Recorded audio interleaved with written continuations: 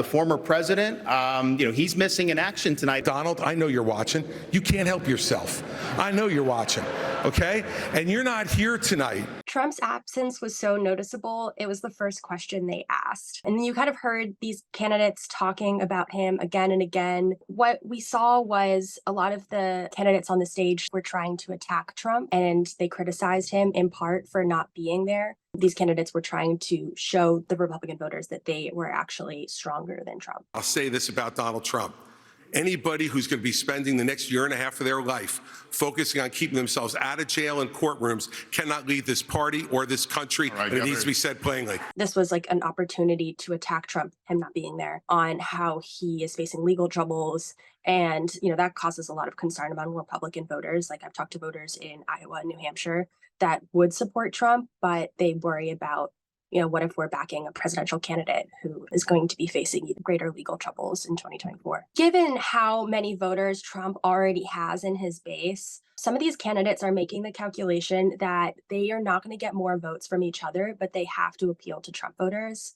And there's two approaches to that. From DeSantis, we heard criticism about how Trump did not build the border wall. He should explain why he didn't have Mexico pay for the border wall. From Haley, she actually compared Trump to Biden, and she talked about her hawkish stance on foreign policy, specifically with Ukraine and Israel. I think the fact that he used to be right on Ukraine and foreign issues, now he's getting weak in the knees and trying to be friendly again. They were taking the opportunity, rather than trying to appeal to Trump voters as being more of the same, that they would be different from him. But what we heard from Vivek Ramaswamy was different. I think we saw a lot of mean-spirited comments back and forth. Well, I want to laugh at why Nikki Haley didn't answer your question. Vivek Ramaswamy taking on kind of aggressive persona that Trump uses to attack his opponents and call people names and talk about their appearance. What Trump would have done if he were there would have probably been more of that. He said that Trump was an excellent president and really didn't have anything bad to say about him, instead compared himself to Trump. So when we talk about those two different approaches, it's like a wait and see, like how will Iowa and New Hampshire respond to those two different strategies? And is it possible for one of these candidates to use one of these strategies effectively to convince a Trump voter to support them instead? I think they're at a debate tonight. Nobody's talking about it. Everybody's watching. They're not watchable. The last debate was the lowest rated debate in the history of politics. So therefore, do you think we did the right thing by not participating?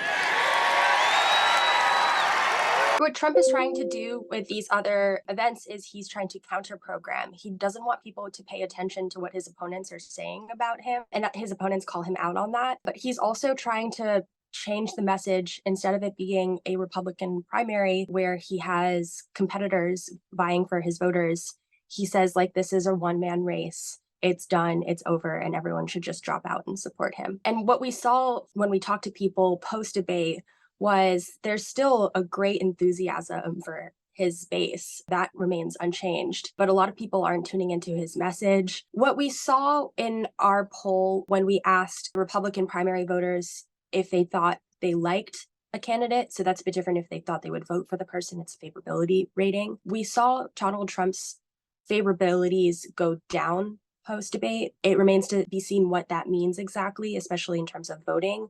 But it could mean that some of these attacks from his opponents stuck. I've seen that on the ground when I've talked with voters in Iowa and New Hampshire who would like to hear more from Trump. Meanwhile, others say he's clearly a front runner. It makes sense that he doesn't show up. Even if they would like to hear from him, they understand why he's not there on the stage.